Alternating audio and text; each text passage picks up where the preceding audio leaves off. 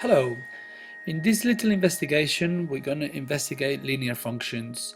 We're going to first focus in the red part. So if you want, you can unclick the green so you don't, and the yellow so you don't see anything. You can actually unclick everything that is green or yellow, and that way you will only see what is in red, obviously. Now, so we have to change values for M and C and write down in your investigation log how these values affect the red line that you can see here. So for example, we have these two values. If now M, I move it to say 1.6, I can see that the slope of the red line has changed, but this point has not. Okay, so that's one value, two values, and then another value. For example, I can give a negative value minus 0.7. Okay, eventually you can do the same with C.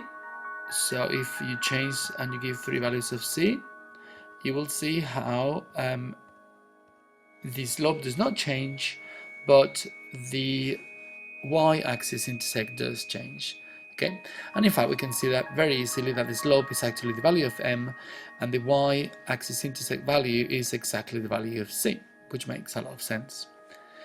Now we move on to the yellow part of the investigation. So if you want, you can unclick this.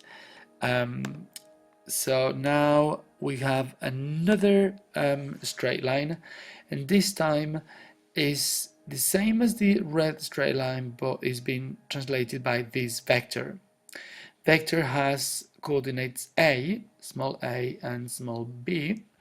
So obviously I can change the coordinates of the vector changing a, or changing b, or obviously changing both.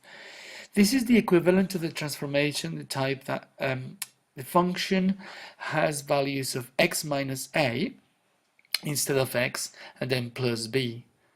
So eventually we can see that one a is changed.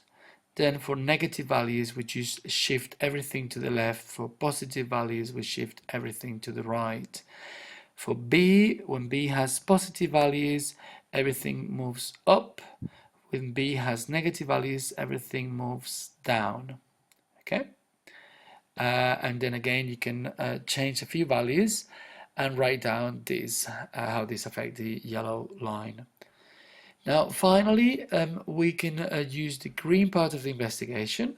So this is with the variables k and p, and we need to see how these affect the straight line that we can see now in green.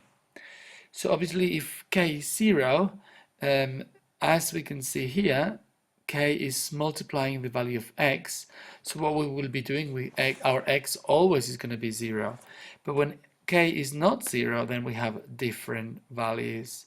Okay, we will see this more with other functions, but what k is doing is stretching the x-axis.